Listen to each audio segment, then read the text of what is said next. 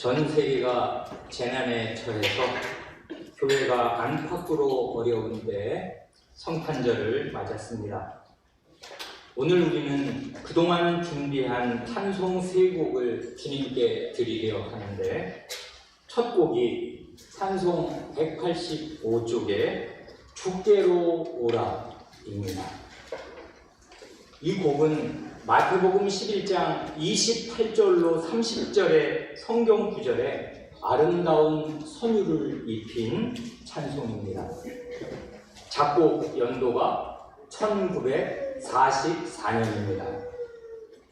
태평양 전쟁으로 온 나라의 형편이 말할 수 없이 어려운 때에 이 찬송을 지어 주님께 바친 사실이 뜻깊습니다. 오늘은 이 찬송의 가사가 되는 28절로 30절의 말씀을 성도 여러분과 함께 듣고자 합니다. 그런데 이 말씀을 더 잘 이해하기 위해서 이 말씀의 중요한 배경이 되는 그 앞에 몇 구절을 오늘 본문으로 함께 읽었습니다. 그 마태복음 11장 20절로 30절까지의 11구절을 단 3단어로 요약한다면 이렇게 될 것입니다. 책망, 감사, 안식으로의 초대. 각 단어의 주어가 중요한데 3가지의 주어는 다 주님 자신입니다.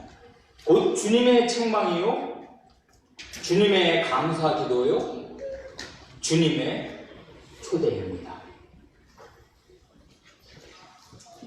첫째는 책망, 곧 주님의 책망의 말씀입니다. 20절로 24절까지 5절에 걸쳐서 주님의 가장 엄중한 책망의 말씀이 나옵니다.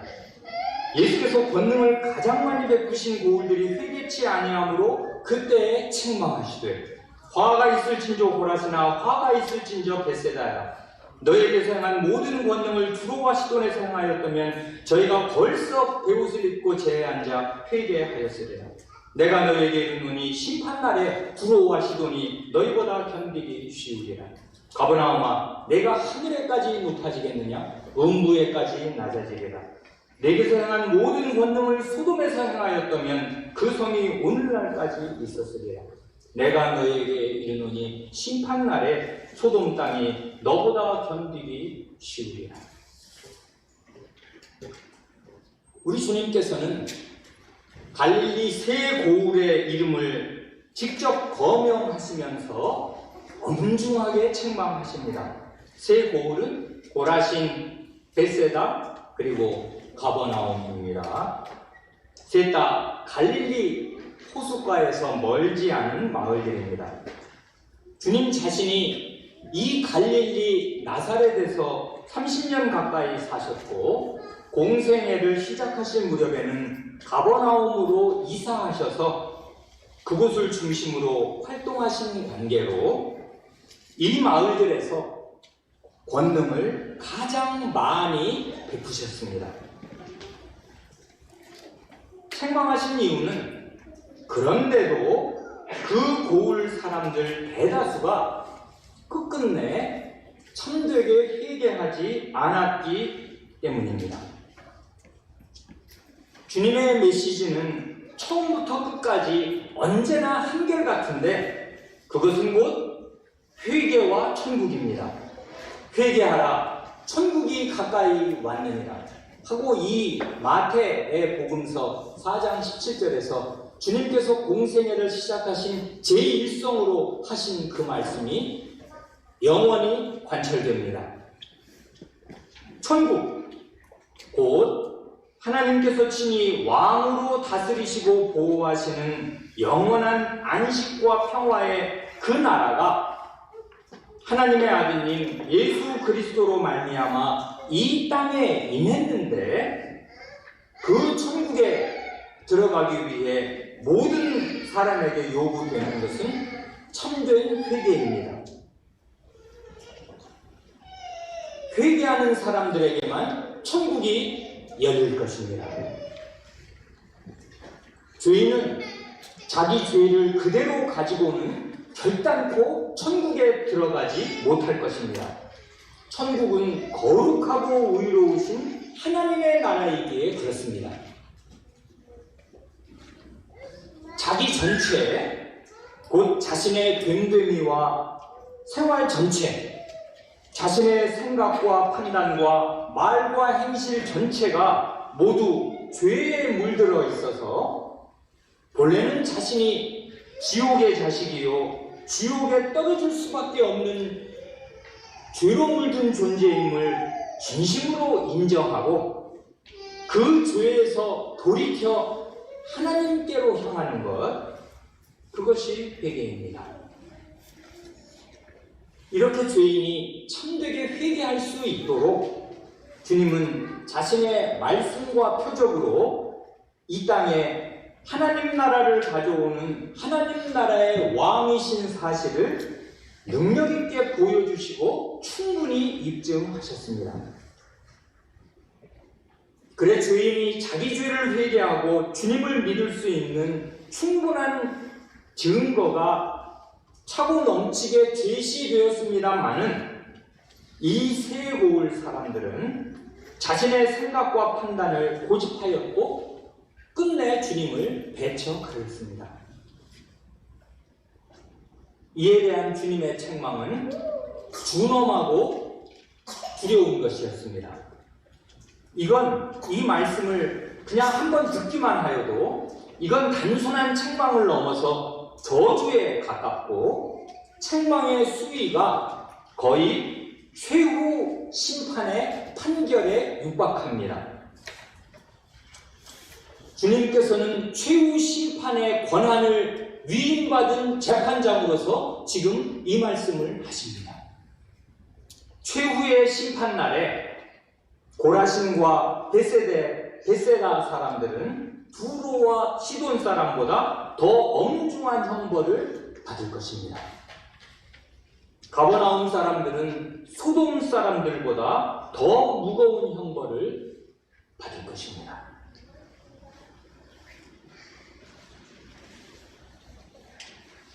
혹시는 생각에 이건 너무 심한 말씀이 아니겠습니까? 그래도 이 세 고을 사람들은 이스라엘 사람들이고 하나님의 백성입니다. 반면에 두로와 시돈은 바알 우상의 본거지이고 소돔이야말로 가장 악질적인 죄와 타락의 대명사 아닙니까? 전 세계 모든 사람들이 다 아는 가장 나쁜, 가장 악질적인 최악의 죄인들이 소돔성 사람들인데 정말 예수님 당시에 가버나움 사람들이 소돔 사람들보다 더 악한 것입니까?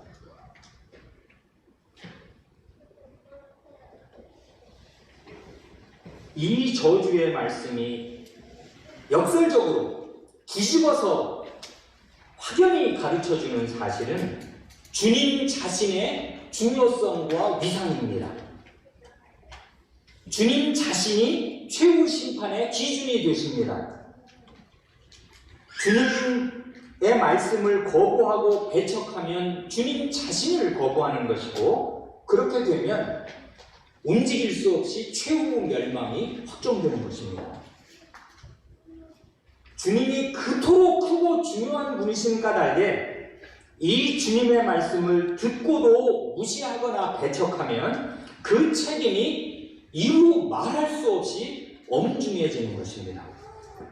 벳세다 사람, 고라신 사람, 가버나움 사람은 꿈에도 이런 줄을 몰랐을 것입니다. 그저 주님이 병자를 많이도 고치셨으니까 갈릴리 지역을 다니시면서 그 지붕을 뚫고 침상째에 달아내린 그 꼼짝 못하는 중풍병자를 삽시간에 벌떡 일으키시질 않나, 왕의 신하의 아들을 고치시질 않나, 각색 병든 사람을 무수히 고치셨고 이 말씀 앞뒤로 하여서 벳세다 들판에서 물고기 2마리와 보리떡 5개로 성인 남자만 5,000명 2만에 가까운 대군중을 일거에 먹이신 일도 있습니다. 그러니 놀라지 않을 수 없고 대단한 사람이다 하였습니다마는, 그리고 실제적인 유익이 있으니까 병이 나면 쫓아다니면 고치기도 하니까 부지런히 쫓아다녔습니다마는 끝끝내 자기 판단과 자기 생각, 죄로 물든 자기 생활에서 근본적으로 돌이켜 주님을 의지하지는 않았다 그 말입니다. 그래, 주님이 이토록 중요한 분이시기에 이 주님을 거부하고 주님의 말씀을 끝끝내 주님의 말씀 위에 자기 전 인생과 자기 전 생애를 건설하지 않은 그 죄가 소돔의 죄보다 더 큰 것입니다.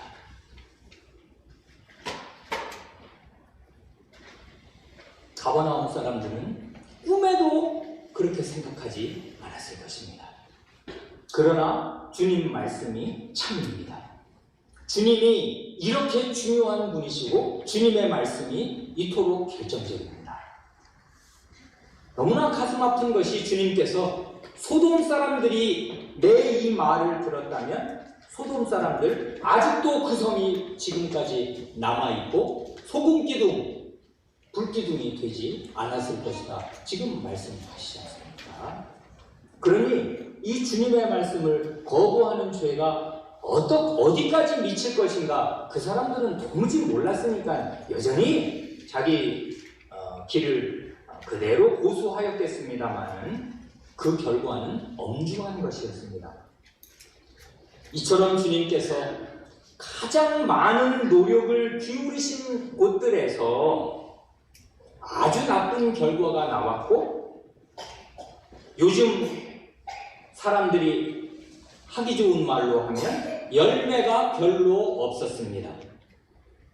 가장 많이 권능을 베푸시고 권능을 베푸실 때마다 주님이 얼마나 많은 그 몸고생과 영혼을 기울이시냐는 말입니다. 그 많은 수고를 기울이셨는데 열매가 없었습니다. 주님께서 그토록 능력 있게 말씀을 전하시고 표적과 기사로 자기 말씀의 참됨을 넉넉히 입증하셨지만은 회개하고 주님을 믿는 사람들이 별로 없었습니다. 이런 일을 당하면 성도 여러분 같으면 마음이 어떠시겠습니까? 주님의 반응은 우리의 예상을 뛰어넘습니다. 주님의 반응은 놀랍습니다. 우리 주님은 하늘아버지, 하나님 아버지께 나아가 기도하시면서 이 일에 대하여 도리어 감사하십니다. 그래, 둘째로 주님의 감사 기도입니다. 25, 26절은 이렇습니다. 그때 예수께서 대답하여 가라사대 천지의 주제이신 아버지여, 이것을 지혜롭고 슬기 있는 자들에게는 숨기시고 어린 아이들에게는 나타내심을 감사하나이다. 옳소이다. 이렇게 된 것이 아버지의 뜻입니다. 우리 주님은 자신의 말씀이 불신을 당하고 거부를 당할 때 분개하고 낙담하는 대신에 그런 반대와 배척 속에서 하나님의 주권과 하나님의 뜻이 강력하게 실현되는 것을 보시고 도리어 감사를 드리십니다. 자신의 아버지를 가리켜 천지의 주제, 곧 하늘과 땅의 주인님이라고 부르시는 데에서도 하나님의 강력한 주권이 표시됩니다. 어떤 주권과 어떤 뜻을 말하는 것입니까? 하나님께서 자신의 절대적인 주권에 따라 구원의 말씀을 어떤 사람들에게는 숨기시고 어떤 사람들에게는 나타내십니다. 그것이 하나님의 뜻입니다. 여기 하나님의 뜻이라 할 때는 하나님의 기뻐하시는 뜻이다, 그것입니다. 억지로가 아닙니다. 하나님이 이것을 자신의 기쁨으로 여기시고 내 이렇게 해야겠다 하셔서 숨기시기도 하고 나타내시기도 하신다, 그 말입니다.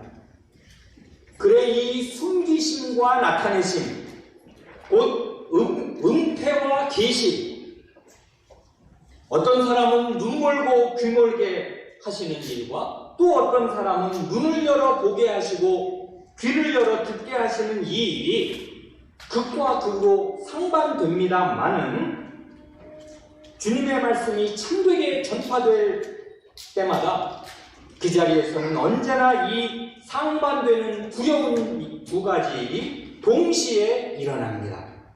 그것이 하나님의 주권의 행사입니다. 그러나 하나님의 주권이라고 하여서 무원칙하게 아무렇게나 행사되는 것이 아닙니다. 곧 자기가 지혜롭고 슬기 있다고 여기고 자기 길을 고집하는 교만한 자들에게는 구원의 말씀을 숨기셔서 멸망이 확정되게 하시고, 어린아이처럼 겸비한 사람들에게는 구원의 말씀을 이번에는 나타내셔서 회개와 믿음에 이르게 하시는 방식으로 하나님 자신의 주권과 하나님 자신의 뜻이 행사됩니다. 이게 크나큰 신비가 아닐 수 없습니다. 우리는 영원히 이 신비를 다 파악하지 못할 것입니다. 왜냐하면 자기가 교만한 마음으로 구원의 말씀을 거부하고 배척해서 스스로의 멸망을 자처한 것이기에 갈릴리 세고울 사람들처럼 자기 책임을 면할 수 없는 것인데, 이 사람의 배척과 하나님의 주권적인 숨김, 하나님의 주권적인 은폐가 우리는 다 할 길이 없이 서로 맞물려 있는 것입니다. 반대로 똑같습니다. 자기를 아무것도 모르는 어린아이로 여기고서 지극히 겸손한 마음으로 주님의 말씀을 받아서 구원에 이르는 사람들이 틀림없이 있는데, 그건 그렇게 하나님의 말씀, 주님의 말씀을 받아들이게 된 것은 하나님께서 주권적으로 구원의 말씀을 그들의 마음에 나타내신 덕분입니다.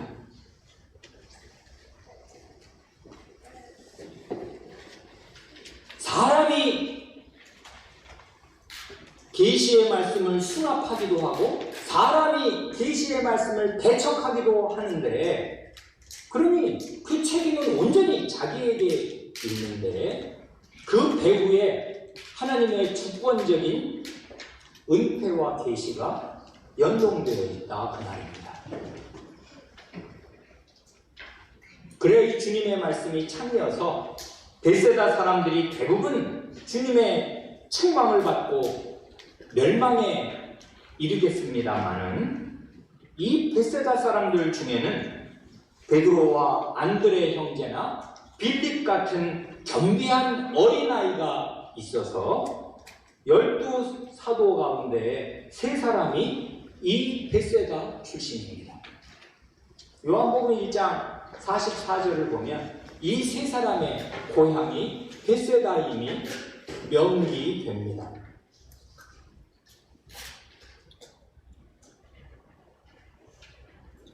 오늘이 성탄절인데 성탄절에 깊이 음미할 말씀이 그 다음 27절입니다.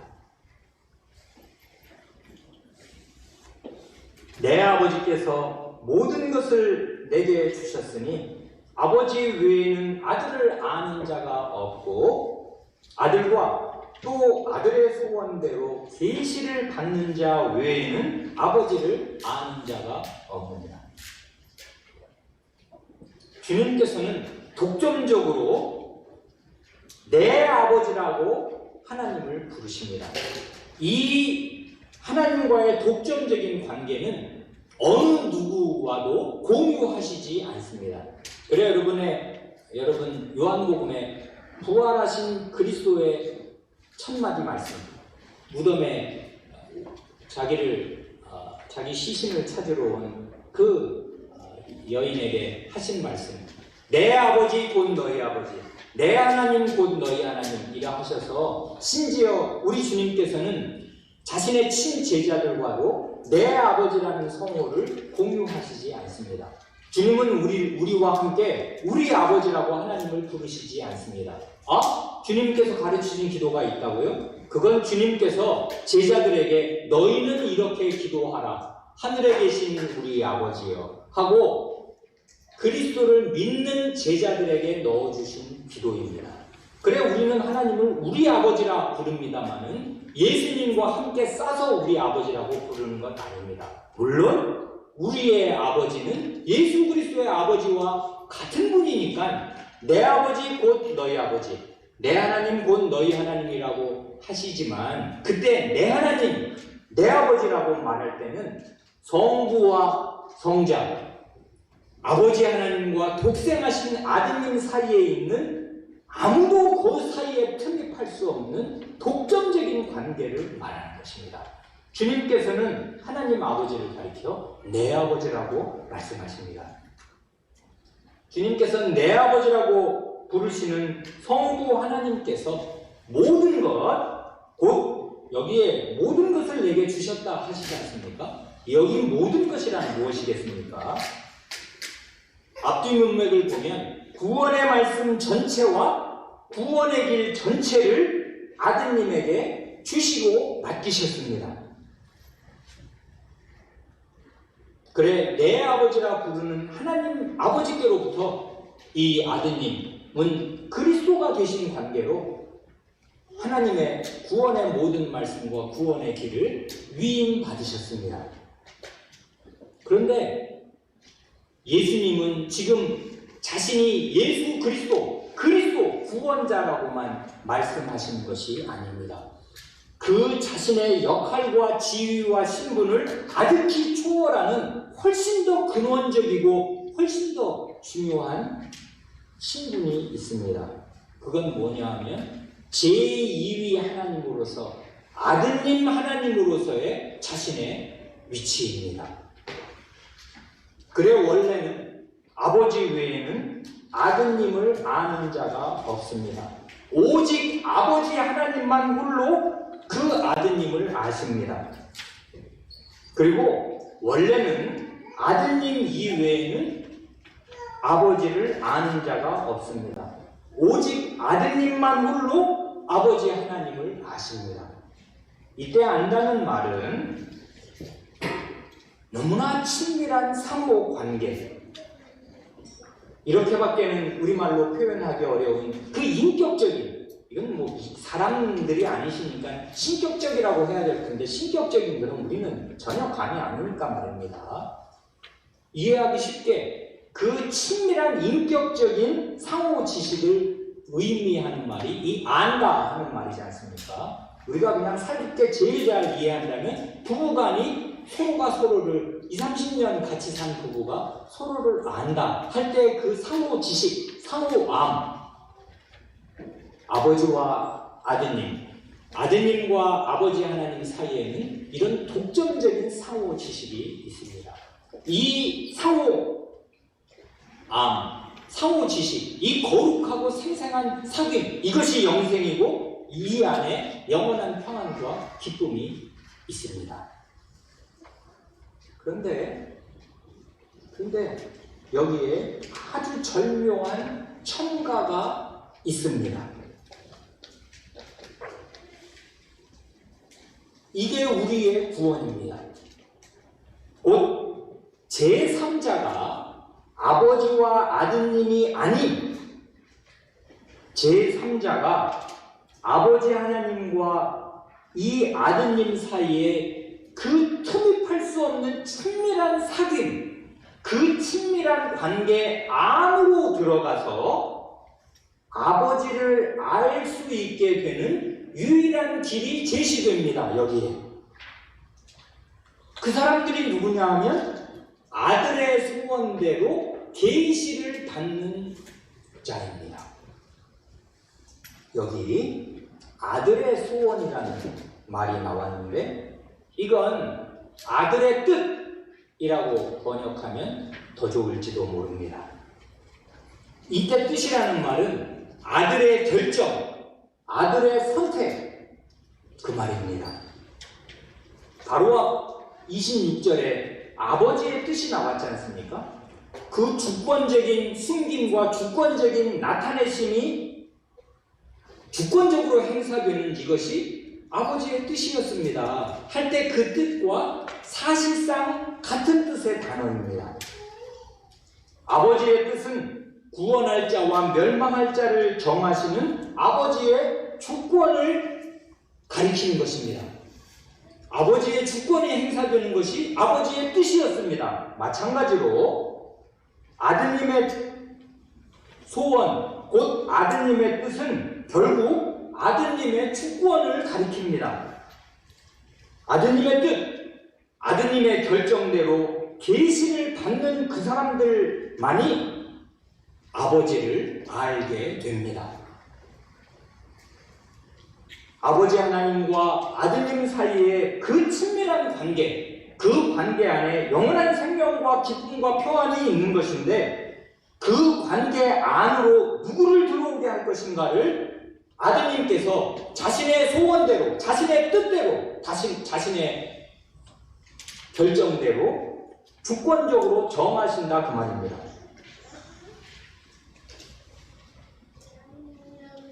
그래, 원래는 성부 하나님을 아는 유일한 존재는 아드님밖에 없는 것이고 어떤 면에서는 그 말이 영원히 유효할 것입니다만은 놀랍게도 이 주님의 구원의 말씀에 그 아버지, 영원한 생명과 평안과 기쁨의 근원이신 아버지를 알고 그 아버지와 생명의 거룩한 사귐을 나누는 그 안으로 들어갈 길이 있는데 그건 아드님의 결정에 달린 것입니다.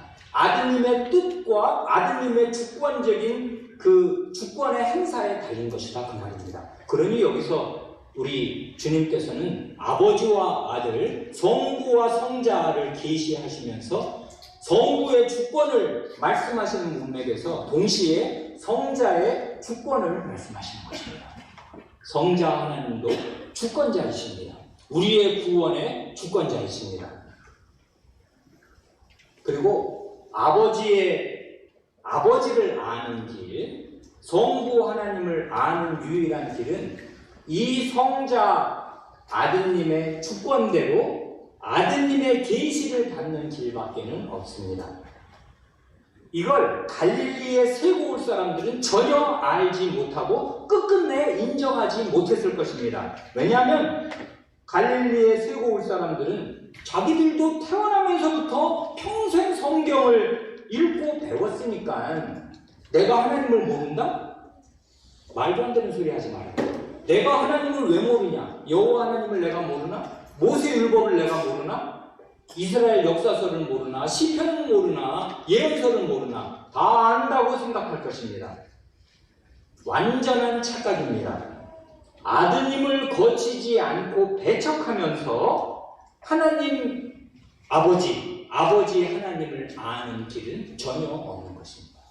내가 곧 길이요 진리요 생명이니 나로 말미암지 않고는 아버지께로 올 자가 없느니라 하신 말씀이 참입니다. 여기서 지금 그 말씀을 하시는 거라고요. 아드님의 결정대로 아들의 뜻대로 계시를 받는 자 이외에는 아무도 아버지를 알지 못한다.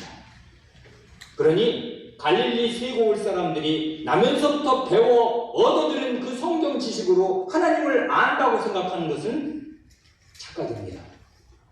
무가치한 지식입니다. 아무것도 아닙니다. 그들의 아비는 마귀입니다. 이러한 배경에서 바로 이런 말씀을 바탕에 깔고서 마지막 세 번째로 주님의 초대가 나오는 것입니다. 이러한 배경이라 함은 곧 완고한 태도로 자기 판단과 죄의 길을 고집하면서 회개할 줄 모르는 이름뿐인 하나님의 백성들이 많이 있는 실제의 이 현실을 바라보시면서, 그리고 이 현실의 배후에 있는 아버지 하나님과 아들님의 주권, 곧 그 뜻대로 교만한 자들은 멸망에 떨어뜨리시고 겸손한 자들은 구원하시는 그 주권을 명명백백히 인식하시면서 이 주권자이신 아드님이 하나님의 모든 것, 하나님의 구원의 모든 말씀과 구원의 길을 위임받은 그리스도로서 참된 안식으로 우리를 초대하십니다. 28절로 30절 말씀이 그것 아닙니까?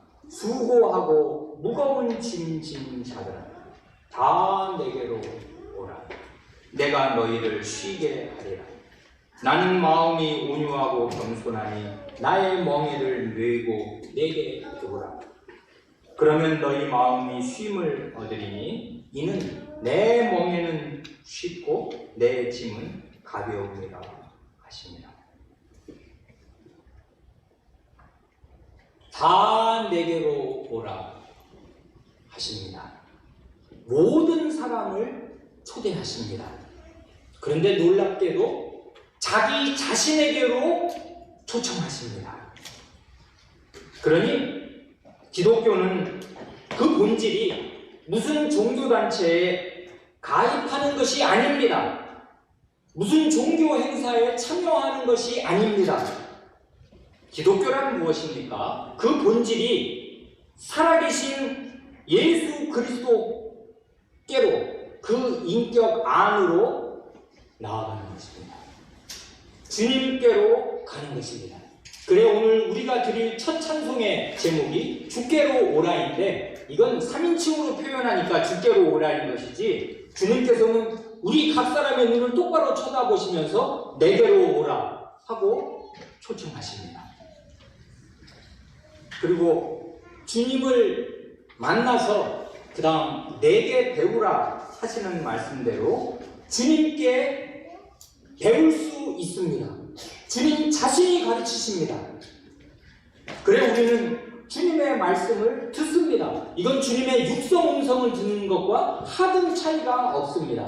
내게 배우라 하시지 않습니까? 목사에게 배우라는 말이 아닙니다. 사람 목사, 사람 지도자에게 배우라는 말이 아니고 내게로 와서 내게 배우라 하시는 것인데, 살아계신 그리스도, 영원한 하나님의 아드님이신 그리스도에게 올 수 있는 길이 있고, 그 올 수 있는 길은 이 주님의 초청의 말씀으로 말미암아 열리는 것입니다. 주님은 주권자이십니다.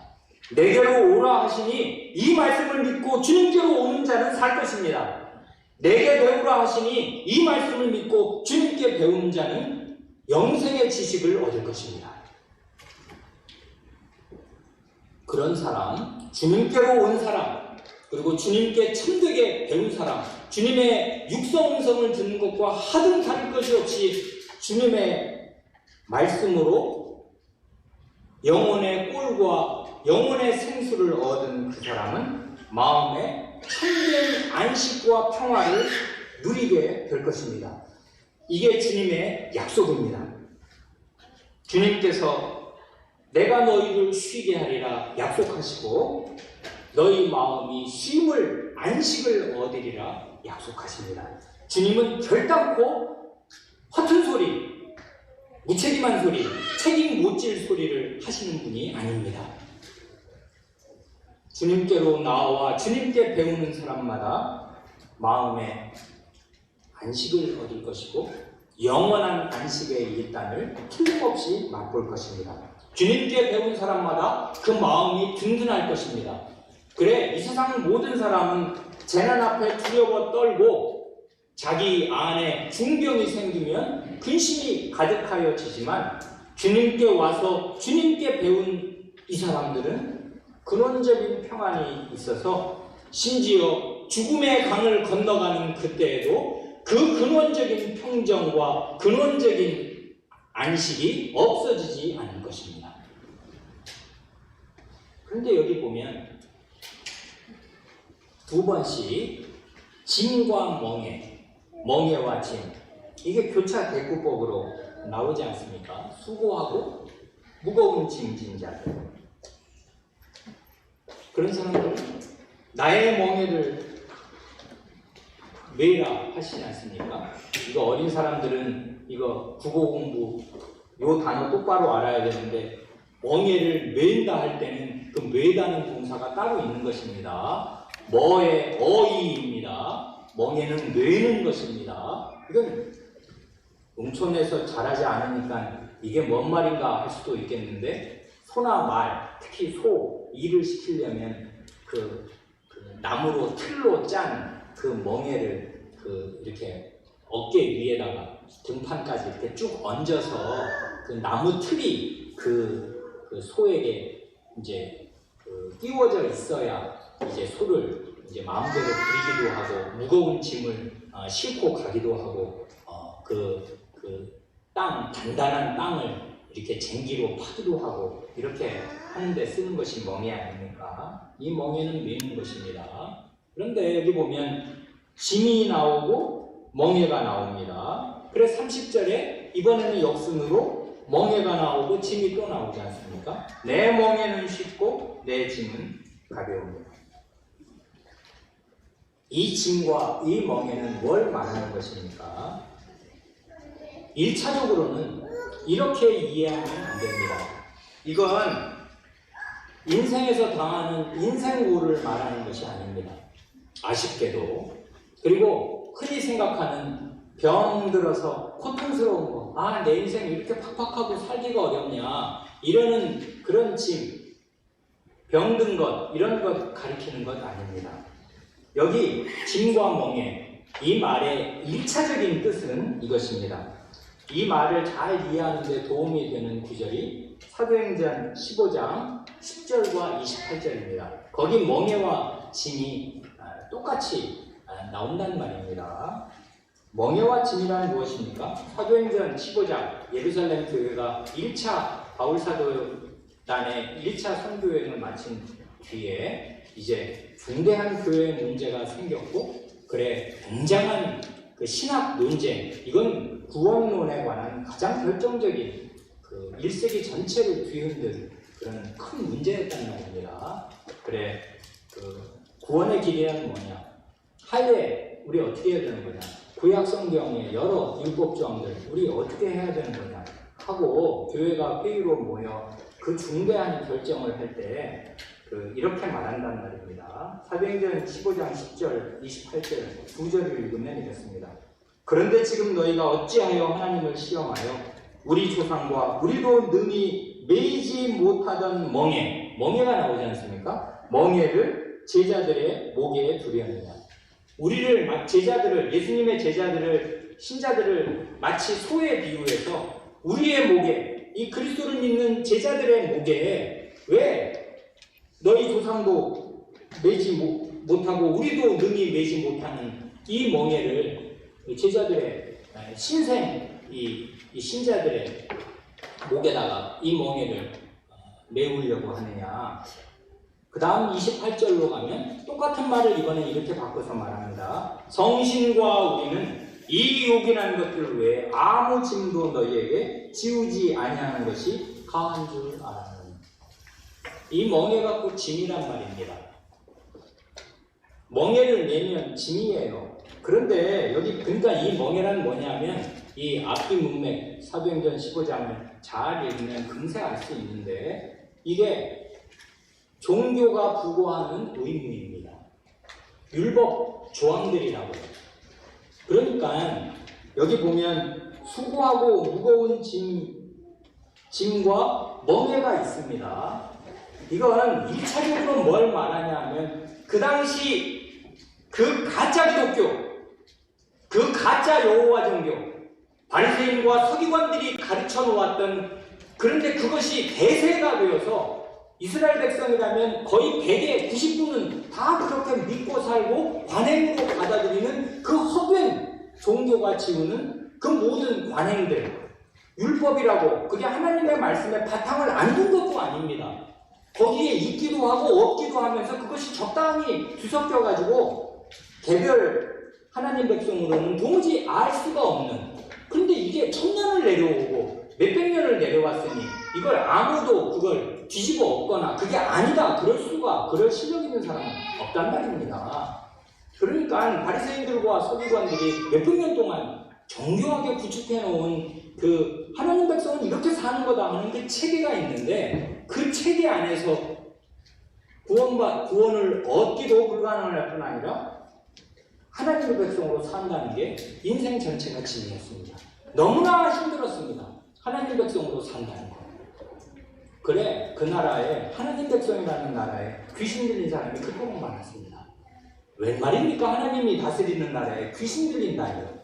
귀신이 그 사람을 지배하고 돌아다니면 그 사람이 어떻게 하나님 백성입니까? 그럼 하나님 백성 가운데 귀신 들린 사람도 많고, 귀신이 안 들리고 제정신을 갖고 사는 사람들도 이런 무거운 이 종교의 짐에서 참된 구원의 길을 알지 못하였습니다. 그런데 주님의 말씀은 뜻깊습니다. 내 멍에는 쉽고 내 짐은 가볍다 하십니다. 주님이 내가 너희들의 멍에와 짐을 다 벗겨줘서 너희는 이제는 자유로운 소고 자유로운 말이니까 들판을 가서 뛰놀라 하는 것이 아닙니다. 주님께서 자신의 멍에와 자신의 짐을 지우겠다 말씀하십니다. 그러니 사람이라면 어떤 짐, 어떤 멍에도 없이 자유로운 대자유인으로 사는 길은 없습니다. 우리는 인간이 부여한 종교의 멍에와 종교의 짐을 질 것인가, 아니면 우리에게 참된 안식을 약속하시는 예수 그리스도의 짐과 예수 그리스도의 멍에를 메고 주님을 따를 것인가, 둘 중에 하나만 있을 뿐입니다. 그런데 내 멍에는 쉽고 내 짐은 가볍다 하십니다. 왜 그렇겠습니까? 그리스도께로 왔기 때문입니다.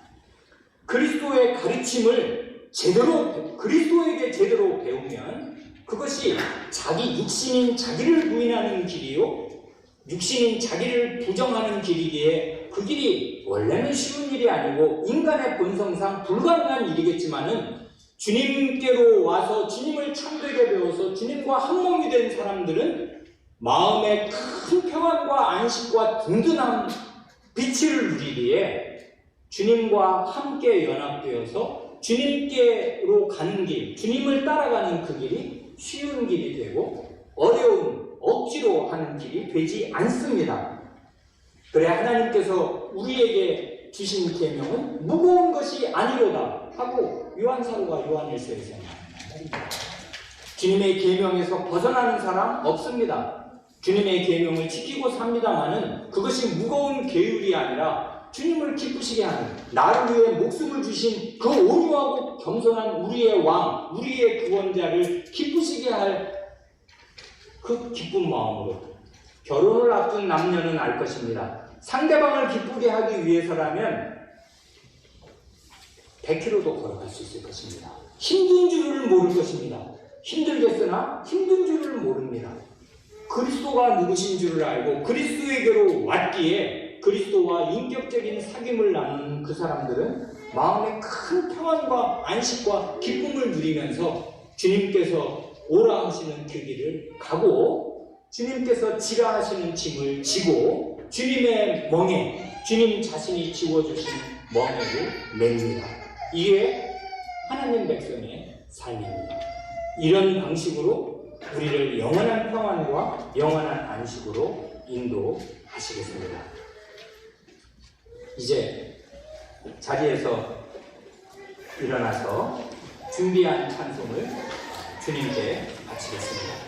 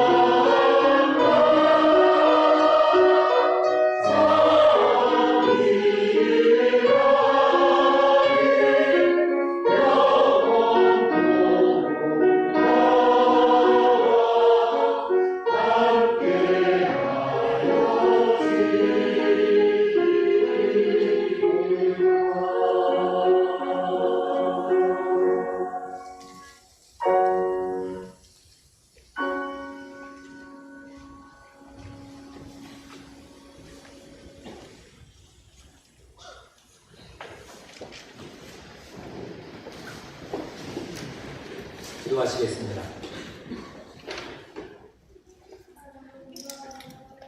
주 예수님,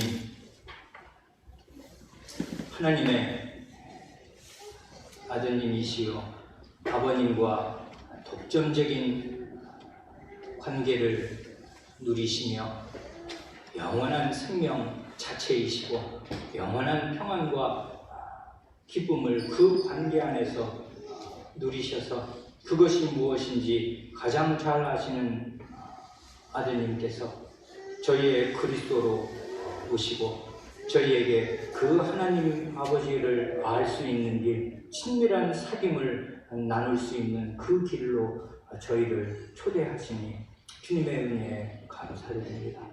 주님께서 소원으로 기도하시기를 아버지와 내가 하나 된 것 같이 저희도 다 하나가 되어 우리 안에 있게 하십사 기도하신 대로 그 주님의 기도가 이루어져서 오늘 저희가 이렇게 주님의 성탄을 기억하고 기리며 주님께 찬송을 드리고 주님의 음성을 들으며 주님의 말씀을 배척하지 않고 주님의 말씀을 듣고 따르기를 구합니다. 저희에게 들을 귀를 주셔서 자기가 알고 있는 그 알량한 지식이라는 것이 얼마나 허망하며 작고 보잘것없는가를 늘 생각하게 하시고 어린아이처럼 되어 겸비한 마음으로 주님의 음성 듣기를 힘쓰게 하시며 하나님의 말씀, 영생의 말씀, 주님 자신의 입에서 나오는 그 말씀을 늘 들어 생명이 고갈되거나 졸아붙지 않고 늘 활발하게 자라고 또 자랄 수 있게 하셔서 이 땅에서 해야 할 그 중요한 주님 자신의 일들을 넉넉히 맡아서 할 만한 사람들로 자라고 또 자랄 수 있게 하여 주시기를 구합니다. 저희에게 영원한 평안과 안식을 주시기 위하여 오신 주님께서 오신 목적대로 저희에게 영원한 평안과 안식을 맛보여 주시고 누릴 수 있게 하여 주시기를 구합니다. 우리 구주 예수님의 이름으로 기도합니다. 아멘.